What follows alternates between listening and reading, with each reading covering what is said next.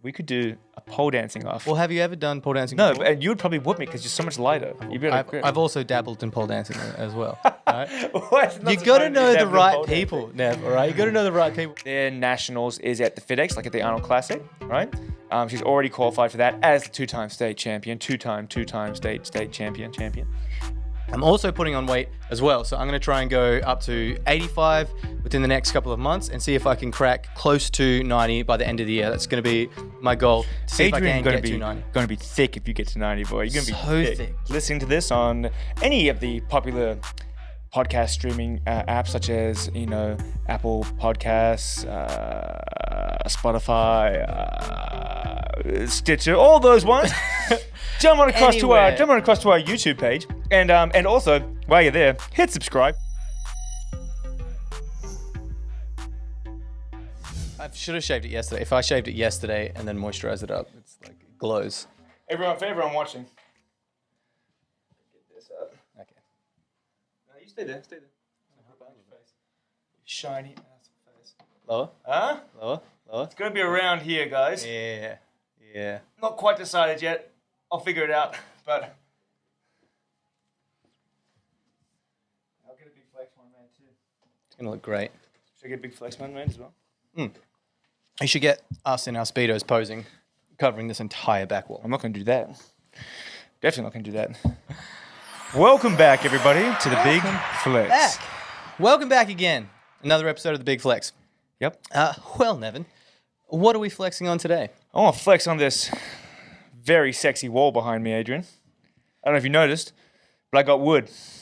It is as sexy as the wall could be. I got wood. As attracted to inanimate objects as I could possibly We're talking about, be. look at this grain right here. This is some nice, hey guys, if you're just listening to this on any of the popular podcast streaming apps, such as, Apple Podcasts, Spotify, Stitcher, all those ones, jump on across to our YouTube page. And also, while you're there, hit subscribe. We're up to 335. Now, that technically means we are over the 1/3 mark on the way to 1,000. For the 1,000 squat challenge. Keep in mind, when we get there, we are doing 1,100 kilo squats between us. It's going to be savage, guys. It is. It really is. You're going to enjoy it. We're probably going to be in immense pain. Yeah.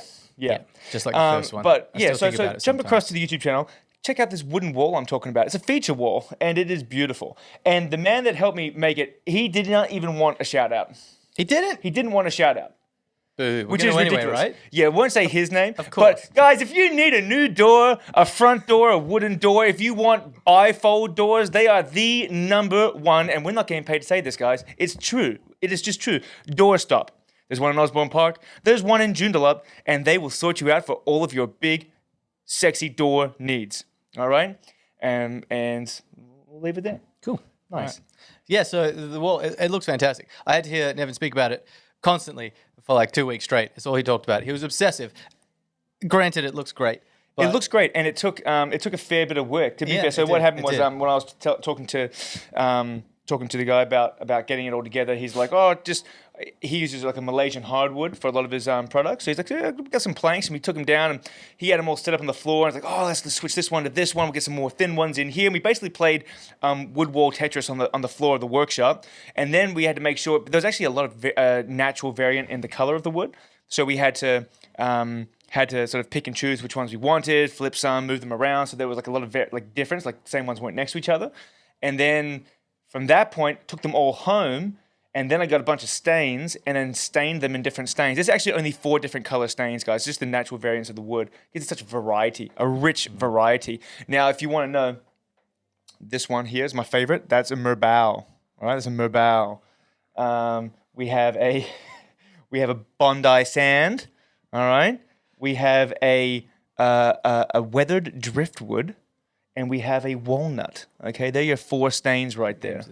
And this is as much as I know about wood. Ready? So this is wood, and this is darker wood, and this is slightly lighter, but still not as dark as the previous wood. And then this is the darkest wood. Yeah, the Merbau. It's very rich, and I just like the name of it, Merbau. But also, I don't know if you can tell from the camera's position, but there's like little cracks in it here and there. But we got the back wall painted black, so it gives a bit of depth. And then also we ran half of them through a thicknesser, so they're different thicknesses. It gives a good depth, good field of depth on that feature wall right there. It's gonna look amazing with the sign up. Yeah, we get the sign up, and I'm pretty excited. Yeah. But that's all we'll talk about the wall. You're a pretty handy guy, Nev. I don't want to toot my own horn. Yeah. But yes, you do. Be honest. Toot freaking toot. Toot. So, last weekend we had the Record Breakers event. Record Breaker event. We did. It was good fun too. It was a lot more fun than I thought it would be. Yeah. Like I knew it was going to be. I knew it was going to be good. Yeah. But I didn't think it would be as fun as it was. Everyone kind of banded together and just kind of took off and did everything together. I thought we were going to have to be there officiating a lot more and like and coaching people through everything, but kind of holding everyone's hand. And then everyone just went with it and they did their own thing and had lots of fun. It was great to see everyone kind of yelling in each other's faces and goading each other on. It was good. Yeah. No, I think it was really good fun. And for those that are hearing about this for the first time, which hopefully is not the case because we talked about it many times in this podcast. Like a lot. Is that it was a chance for people to come in and get on the powerlifting record board. So they could either do a squat, a bench, or a deadlift. Or if they wanted to try to have a crack at the total, they could do all three. All right? They had to do all three to get a crack at the total. And then, so there were a few numbers that got broken up there, which is great. And then we also recently put an obscure record board, a whiteboard up on one of the walls, which has 5 lifts. And we chose front squat, hex bar or a trap bar deadlift, military press, a bench pull, which we're going to touch on a bit later in this podcast. And then we also chucked in a broad jump.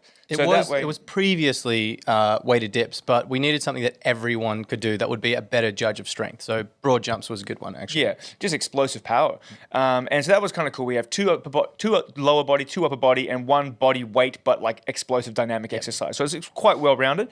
And that was really fun. People were having a crack at all of them, which is really, really good to see. And it got really competitive as well, which I didn't think would happen on that day. Yeah. And people were just kind of going one for one until they couldn't go anymore, which was great. It was good to see everyone challenge everyone so hard. Yeah, and that was exactly what we wanted for the day. So it was good. And then I was cooking like barbecue and stuff like in between showers, and I like almost timed it perfectly, except the last lot of sausages. It was like downpouring. I was sitting in my rain jacket outside. I took a photo of that. I didn't have my phone with me, of it pouring down, and in the pouring torrential downpour, and Evan just outside in his squat cooking barbecue. Yeah, I didn't bring the whole barbecue stand. I got one of those sausages were ready. Mobile Webbers, and it has a good stand at home, but it was like too big to fit in the car. So, but the little egg itself just sits on the ground. So I was just copping a squat, just sitting down, just like lift the lid quickly, flip the sausages, lid back down. It was good fun. And the food was great. So yeah, it was tasty. Kudos. It wasn't waterlogged at all. It was good. It was good. Everything worked out really well, all things considered. Yeah. It was great. Yeah.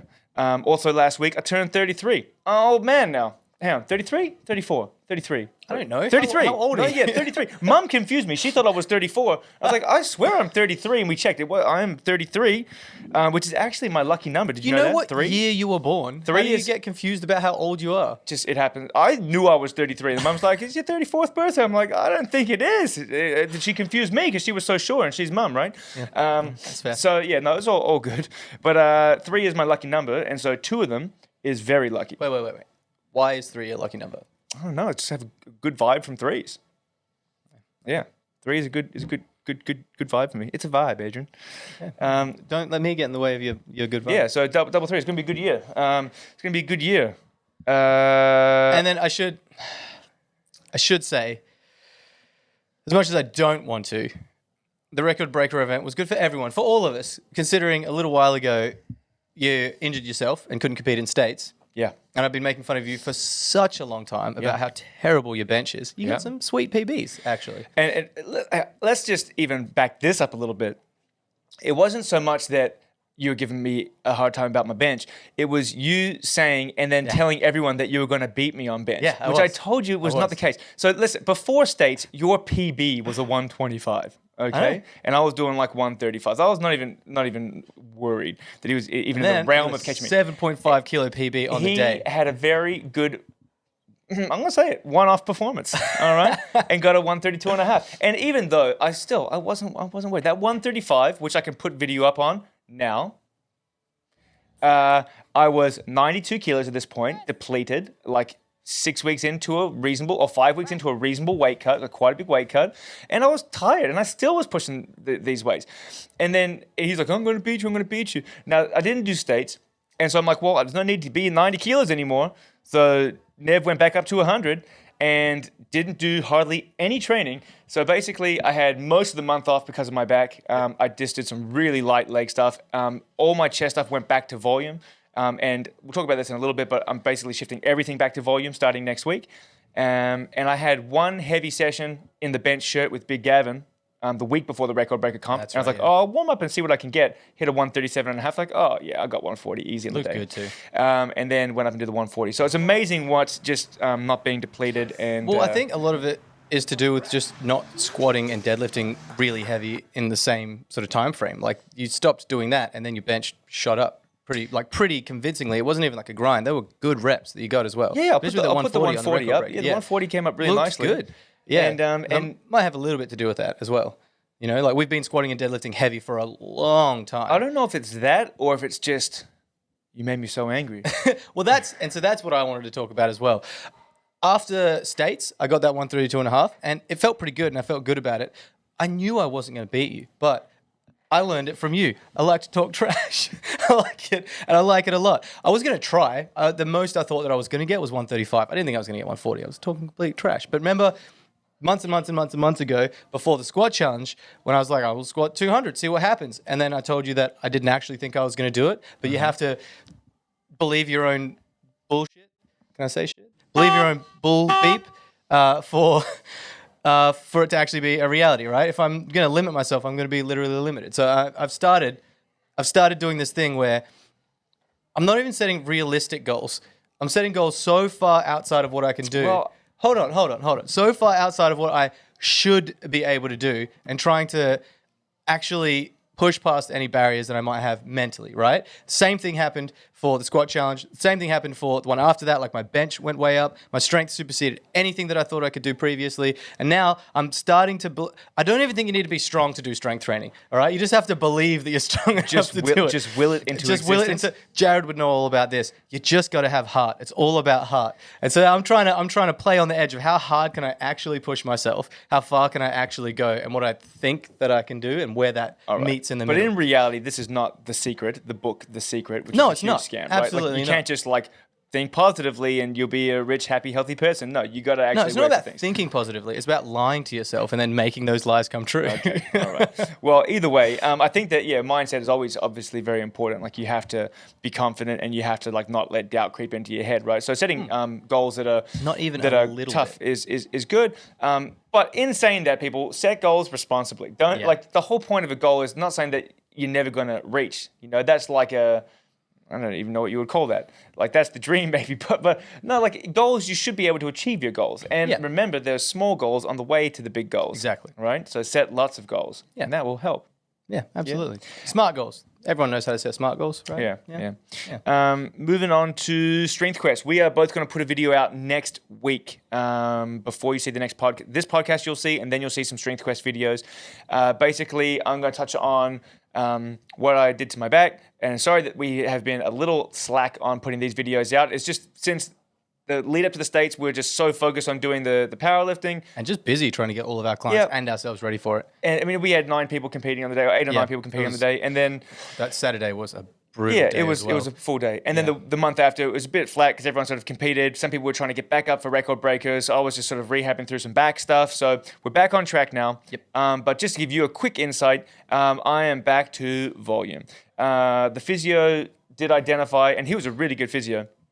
And I've started recommending a lot of my clients or clients that have issues to him because he was very, very thorough with his assessment, is that my glutes aren't technically, they're not weak. Like you have to still have strong glutes to squat and deadlift as heavy as we were lifting. But there was a big discrepancy between right and left for me. So that could be a potential issue. So we're doing a lot of unilateral work. So I'm doing single leg work and also bringing everything back to volume. And also... I'm going to be picking weights only that I can hold 100% form in. So, you know when you're strength training, sometimes your form does buckle just a little bit right towards that heavy top range, which is very common. Like if you watch the Olympics, Olympic weightlifting, these are the best weightlifters in the world, and their knees will still buckle in when they catch that heavy clean at the bottom because they're pushing their very limit, right? So for the next 2 months or 3 months, I'm not going to let that happen at all. So I'm only picking weights that I can hold perfect. So you're just form in. lowering your intensity. Just lowering I still think it would be quite intense. I'm just lowering that top weight, like, because I'm doing volume, so you can still work till it's really, really burning and So painful. are you going to reduce the weight but increase the volume even more to keep the intensity up? Yes, yeah. Cool. For the next few months, it's very volume-based and technique-based for me. And I'll build back up from there. But the 300 for this year is still on the cards. It is still a goal. I did a 270 at the end of a workout in the lead up to States before I pinged my back there. And it felt heavy, but it felt good. And remember that I was depleted. I was down 8 kilos, dieting for 5 weeks. And I still did the 270. Remember, I did a 135 bench, and then without actually training bench, just putting on the body weight and doing a couple volume sessions, went up 5 kilos, right? So if I can do something similar with the deadlift, I'm actually really pumped for this big 300 later this year. Awesome. Yeah. What about Sots press? And yeah, then Sots press. So like I said in my most recent Sots press video, the strength press Sots press video, I backed everything off in the lead up for the comp, the state powerlifting comp. So now that that's over, and now that we've done the record breaker event as well, I've changed everything completely, like I said I would. And I'm going to spend the next 5 to 6 months trying to construct a plyometric program, working on the plyometric continuum, which is a different focus every single month. There's a lot of power stuff in there, but because I'm not squatting or deadlifting as heavy, I can't with this plyometric work, because that's kind of the main focus. It's about 50-50. There's still going to be some heavy work, but not nearly as much as there was before. I've got 3 upper body days, 2 lower body days, 2 upper body days, 2 lower body days, and a power day, a bit of an accessory day. But there's press work almost every single day, I think, except for one day. So I'm really kicking things up, trying to get my overhead press up there, my overhead squat up there, everything I need to get more weight above my head. I'm also putting on weight as well. So I'm going to try and go up to 85 within the next couple of months and see if I can crack close to 90 by the end of the year. That's going to be my goal, to see if I can get to 90. Going to be thick if you get to 90, boy. You're going to be so thick. So I was 75 for the longest time. I'm only at 82 at the moment, and none of my old clothes fit me. So I'm having to start to buy a whole new wardrobe. So by the time I get to 90, which is another 8 kilos sideways, you're going to be thick, man. I'm going to be thick as hell. You should be throwing around some reasonable weights at 90 kilos. I know, right? One would have to imagine. And so it'll be interesting to see how the extra weight will affect plyometric work that I was doing before, because I was 75, so I'll be like 15 kilos lighter than I was, heavier, than I was when I did that 165 last time. If you can get to 90. Exactly, if I can get to 90. Yeah. Hoping that all that extra weight is going to help my Sots a lot. So that'll be kind of fun to test all this stuff out. There's way more overhead press work. I'm trying to build a really balanced program around that, put a little bit of weight on, and so I'm pretty confident that I'm going to get there by the end of the year if I can hit all those goals. Well, let's talking about balance. I'm just going to skip Megan's stuff and come back to it. But we've got new equipment. We've got some equipment, guys. Yeah. Now, I know I said that I was going to stop buying equipment, but I lied to you all. I bought more stuff. But this time, I mean it. I'm going to stop buying equipment because basically the gym is fully kitted. I got 2 really nice. So basically, I always had a Texas squat bar, a Texas deadlift bar, 2 Texas power bars. All right, and I love the power bar. And I just had a couple just generic, off-the-shelf bars just to fill out the rest of the gym when I opened up because I ran out of money. And anyway, so finally invested in 2 more power bars, not the Texas kind, but of the Rogue variety, Ohio power bars. And they are really good. I mean, the knurling on them is, it's just so fresh. Shiny and nice. So, I got the stainless steel, which is the nicest one in my opinion. IPF approved, so they could be used in a world-class competition, as could my IPF approved Rogue weights, calibrated weights, could be used in a world-class competition. So I'm really excited to use those. But the balance that we talk about, I also got an earthquake bar, which is super fun. Really fun. It is. You feel very spazzy using it because you're just wobbling all over the shop. So if people have never heard of that, what is an earthquake bar? An earthquake bar, also known as, what's the other name for it again? Like it's a bamboo bar. Bamboo bar? Yeah, bamboo bar. Basically, it's a bamboo bar, and it's got these thick ends that have ridges in them on each collar, as opposed to, you can't actually put a weight plate on, but you basically hang your resistance bands. So it's got little like divots, basically, the end where you put the weights, like notches where you can slot the bands onto so they don't come off. And basically, you just string through either plate weights or kettlebells and put them over the top. Now, the bar itself has a lot of whip and wobble to it, and then when you have kettlebells jiggling around on resistance bands on the ends. Really hard to stabilize. It's super hard to stabilize. Yeah. So we checked it on, and like I said, we put on just 50 kilos yesterday. 50, right? It was 50 kilos, and not including the bar maybe only weighs less than 5. It's dead light bar. So we put on, let's say, 50 kilos, and we're doing just slow, controlled reps, sets of 8, and the thing is wobbling. You're cooked by the end. Like everything is feeling really, really like it's working to stabilize. So I'm really excited to use that maybe as a warm up, maybe as I feel like after playing around with that the other day, I just felt good. I felt warm. It wasn't so heavy that you couldn't get a lot of workout, but everything just felt warm right away. So that's good. I'm really excited to use it for some overhead stuff. Yes. So that's going to be great. I think that's going to help your overhead squats and such 100%. Yeah. But you can use it on bench press, military press, overhead squatting, normal squatting. It's going to force you to be more stable and for all your stabilizing muscles to kick in. So I'm really excited. And again, you could use it as a warm up. You could use it as a supplementary exercise just to get a little bit of extra balance in. You could use it at the end of a session as like a fatigue exercise. That's what I was going to say. Where you're already tired, having to force stabilize. Just make everything work way harder. Even in something like volume, I was thinking if you're doing volume now and you were to just do a set of 10 at 50 kilos, that would absolutely ruin you. That would be really, really hard. Right. But keep in mind, I still want to improve my strength. And to improve max strength, you need to improve max force, means you need to lift heavy as well. There are different ways that you can do that, right? What if your stability is 10 times better? Look, I've said this to many people. Like I was training someone last night. He's like, I'm just not lifting heavy. Like, hey, but if you build a house on a terrible foundation, it's going to fall over. If you build it on a big foundation, build a big old house. Exactly. So I think I will definitely be chucking it into my programming 100%. Absolutely. Yeah. I'm going to be using it today. I'm pretty excited. Yeah. Also got you could call it a bench pull. You could call it a seal row. Sorry. You could call it a bench row. It's basically the reverse of a bench press. It's a big tabletop. You lie down, put your face in a hole. The bar is underneath you, and you pull it up to the bar. Pull it up to the bottom of the bench. And the bar I got is a cambered bar, and you can use that for pressing. It's like a Duffalo bar, but it's a bit more angular. You can use it for pressing, or which would increase your range of motion. But when you're pulling with it, it also means you have to pull it further before it hits the bench. So got that, and that's been getting used a lot in the gym as well. That's been really good fun, actually. Yeah. 'Cause so far, pull strength is really, really important, and a really good measure of strength I find is a pen lay row, because it's hard to do. It's hard to hold tension. It's hard to get your pen lay matching your bench. I can bench more than I can pen lay by a lot. Most people can, yeah. Most people can. And when I started to really improve on my pen lay row, my bench went up. So this is more specific to bench, even I would say. It's a lot more strict. You can't lift as much weight than you can in a pen lay row, but it's way more of an isolation exercise. Yeah, because in a pen lay, even if you're strict, you're still like bracing a lot more like core muscle. You can use a little bit of leg drive, a little bit of back movement. Yeah. It is still a full body thing. Whereas on a bench pull, you're lying flat. You can't. Like, and as long as the rules are you keep your forehead, your chest, and your hips down, like you're not allowed to pull away from the bench. So as long as you keep flat, like you can't cheat with it. There's no momentum. Yeah, there's no momentum. That's been good fun. Yeah. So that's some new equipment that's graced the gym. Let's circle back to Megan now. Yeah. Megan, in-house strongwoman and powerlifter, 2-time state champion. She competed in the ASA, which is a different federation. You have WA Strongman, and you have the ASA. And WA Strongman, I believe, just goes to Strongman Australia, which their nationals is at the FedEx, like at the Arnold Classic, right? She's already qualified for that as the 2-time state champion, two-time state champion. And and the other federation is ASA, which is the Australian Strongman Alliance. They held their national qualifier.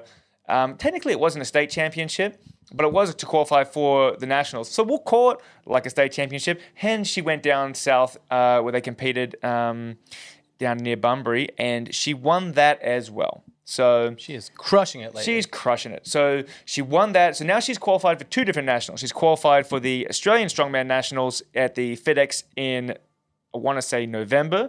And then she's also qualified for the ASA National Strongman Championship, which is in, I want to say this one's in Queensland, and it's in September. So this is going to be August or September. August. So this one's in August. This one's in August. Duped out of the national. The ability to compete nationally because of COVID a few times now, right? Yeah, so what happened was she had qualified and she was going to be competing in the 2019, I believe it was 2019 nationals, which were actually being held. Does that sound right? Must have been 2020. But basically it was cancelled because of COVID last year. I think it was 2020. You were both going to Melbourne for that one, right? Yeah.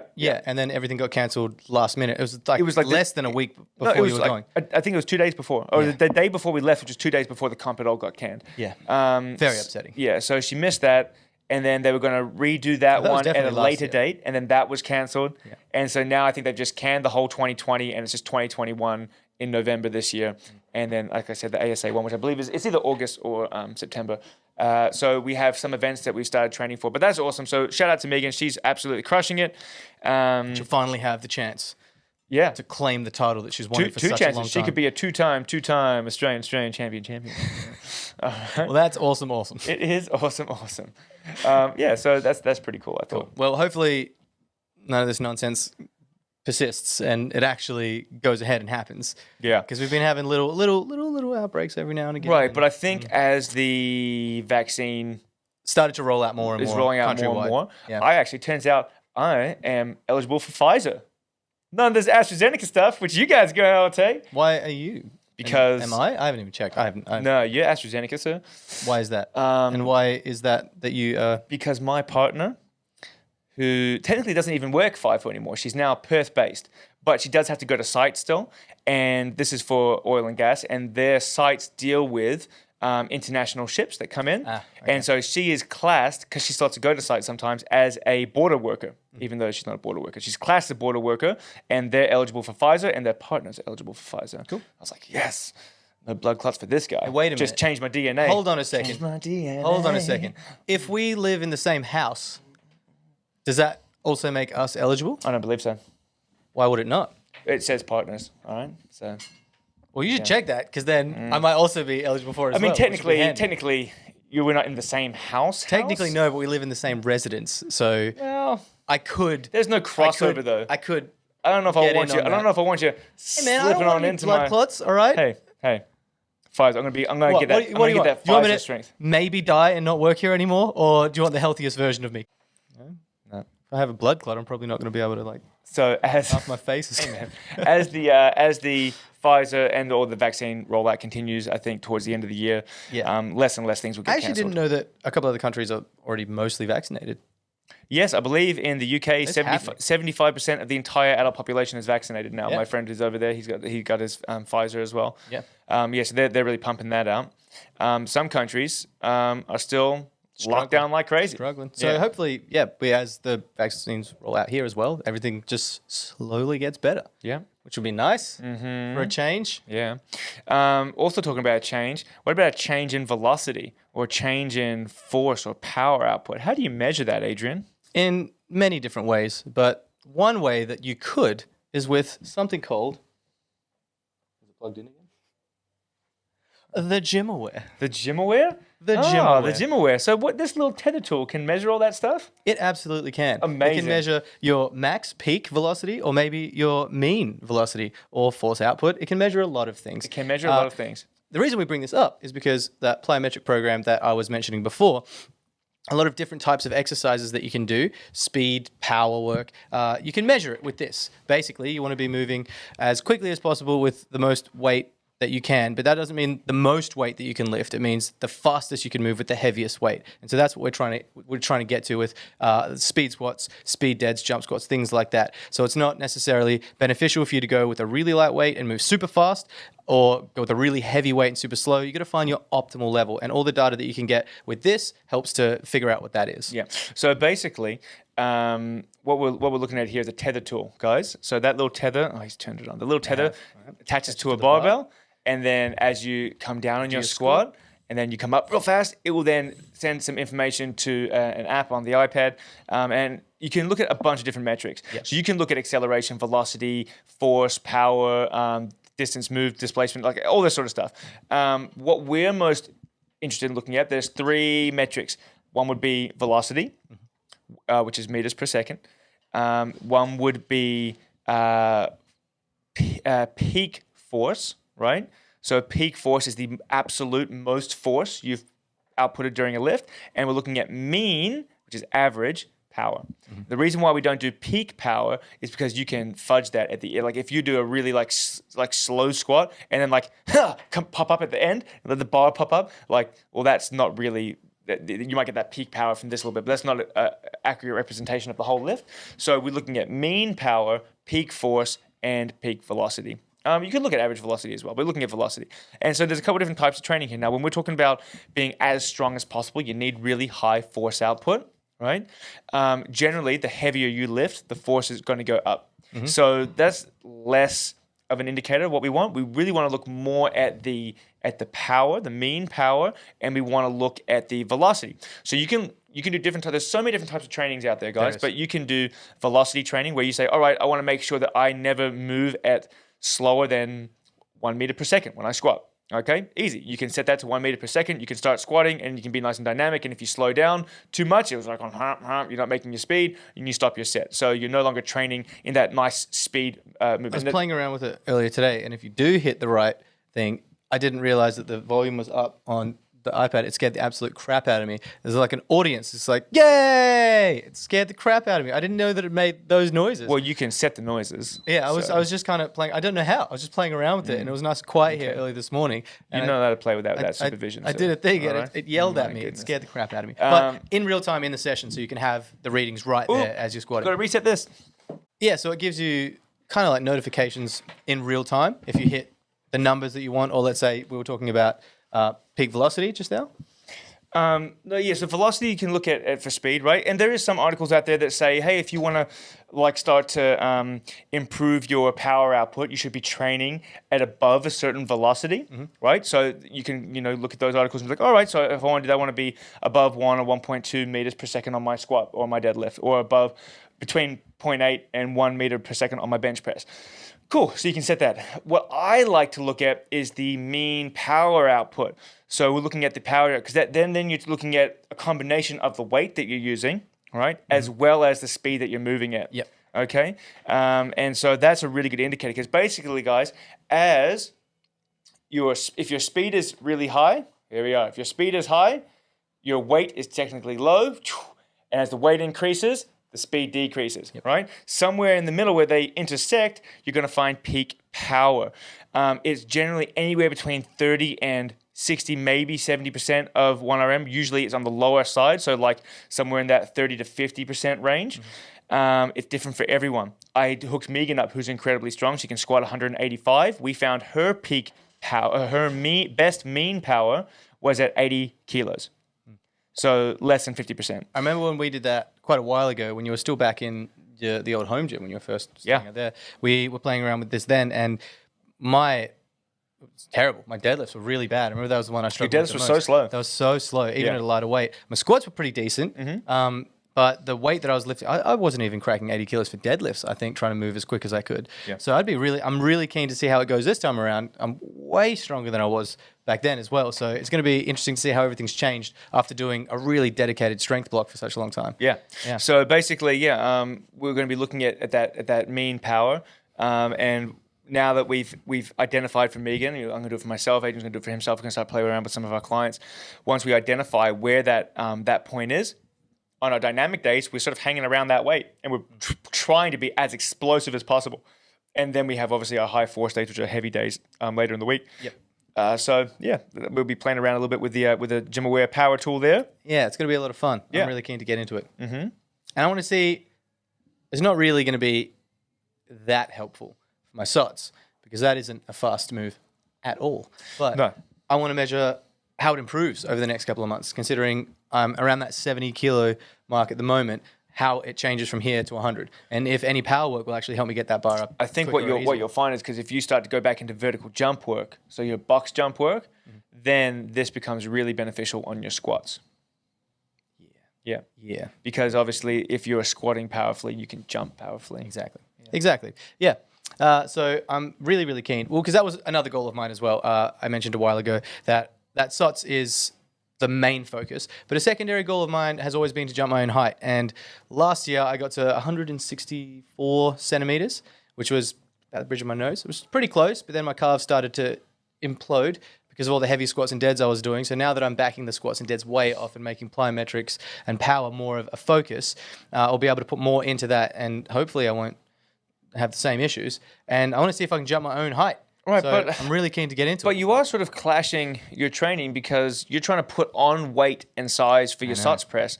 That is detrimental when you're trying to jump on something. It absolutely is. So what's the plan then? However, Walk me through this. much stronger than I was before, right? And as you know, mass moves mass. I'm still strong, much stronger than I was 6 months ago, still by a long shot. Like my squats and deads have improved a bit. So I'm hoping that all this extra work that I've done is just going to improve my output in general. Okay. Well, I think with the strength quest is we sort of set like a 1 year limit on this, right? So like if you don't get the 100 kilo squat press, or if I don't get the 300 kilo deadlift, or even if we do, it ends by the end of this year. We start at the start of the year, it ends at the end of this year, and we're going to move on. It might still be a long-term goal to get something, but we're going to move on, right? The SOTs are still the main focus, right? And that's where most of my energy is going. So I guess my question is, let's say we get to November, December, and you get your SOTs press, right? But you're 90 kilos and you're a chunky little monkey there. Are you then going to cut back down to 75 where you can actually jump higher? I mean, it depends. What if I get to 90 kilo SOTs, but I'm dangerously close to or at the jump height? It just depends on how that goes. So if it's still going okay, then I'll keep it where it is. Yep. If it's not and I'm way too fat, then I'll just cut back down. Okay, fair enough. Well, I think that's basically everything. That is. Oh, also, one more thing. What? I did say this before. I'm growing the beard back. Oh. I'm doing it again. But this time, it's going to be a winter beard only. Summer was too hot. This time, I would like suggestions, please. Please comment. Last time, I copied this guy, and I got a good photo of my like really pointy moustache. I'll get you to put that up here. This is what I did last time, and this time, I don't know what to do. I'm going to grow a big old chunky beard, but I want some suggestions. Something silly would be fun. I can grow a mean beard, so I'm going to grow some sort of crazy beard. Something that doesn't look absolutely ridiculous, so I can still come to work. He needs to look respectable enough at work. He gets new clients in, and they can't scare them away because he looks exactly. like... Last time I had a big twirled up moustache and a nice pointy beard. That was kind of cool. So any other styles? Can you post pictures in the comments on YouTube? I don't believe so, no. I don't know. Well, send us some links even to styles you'd like to see me grow out. So I've got 6 months, which is apparently all that I need to grow out a pretty mean beard. So let me know what you think, because I don't know. I'm kind of stumped. Yeah. All I can think of is just ridiculous stuff. So. Right. And also, we still have not had any suggestions on what our next challenge should be between us. Oh, yeah. It's coming to be that time, isn't it? I actually was talking to Paul next door. Yeah. And he took his staff. I already know that this is going to be a bad suggestion, but continue. He took his staff to like a team building day. Yep. Do you know where it was? I do. Yeah. It was a pole dancing. At She Moves around the corner there. We could do a pole dancing off. Well, have you ever done pole dancing before? No, and you would probably whoop me because you're so much lighter. I've also dabbled in pole dancing as well. Right? You got to know the right people, Nev, all right? You got to know the right people. I did something similar with the crew that I used to work with when I was at Ninja Academy. We got a big group of us, and we went to a pole dancing studio and did some classes and things. It's actually kind of fun. Really hard, though. Yeah. Surprisingly difficult. So I'm thinking, I'm interested because... I think like it could be a good idea. All right, but so how ridiculous are we going? But are we just going to do pole dancing, or you want to wear like the 9-inch stripper heels and everything? No, as I'm well? not going to. How ridiculous are you going? No. I think we just do the pole dance, and then we do a routine for like. Oh, you mean like the comedian thing, Bert and yeah, like they did a dance off, right? Yep. We're not going to do a dance video, but we do like maybe a 60-second routine on the pole, and then we post our videos, and whichever one gets more likes wins. That's pretty rough. I mean, yeah, I'd be up for that. That'd be kind of fun. Yeah, but I don't want to do that just yet because I'm thick. I'm going up to 90. I'm going to be thick as well. I want to do this leaner so I can actually like hold myself off the ground for more than 30 seconds at a time. Yeah. Well, I almost blew my shoulder out the first pole dancing class I did. It's like surprisingly tough, and being a bit chunkier is not going to help. Right. Okay. So when would that challenge be? Like when would it begin and when would it end? Maybe we do this one like next year. Yeah. And then this year we just work on like eating challenges or something. Yeah, right. Well, that goes hand in hand. I am trying to put on weight. Right. So unless you want to see very chunky me looking like a fat baby on a pole, which no one wants to see, we'll stick to those eating challenges. And then when will we set the date if we were going to do it? Is it going to be like a 6-month thing as well? Like, how all out are we going to go? Are we going to go get classes? No, I think you can go as all out as you want to. I'm not going to fund your pole dancing classes. Because I know some people. Yeah, I bet. Anyhow, this is, I think, something that we can look more into. All right, cool. All right, guys. Thank you for watching. If you haven't done so already, please like, subscribe, share, comment, do all that good stuff. And we will see you guys soon. You'll see 2 episodes next week of Strength Quest, 1 squats press, 1 deadlift. You will see some more tutorial videos, and we will try to get another podcast out for you next week as well. We're back, baby. Doing all of it. All right, guys. Have a good one, and we'll see you then. See you next time. Bye.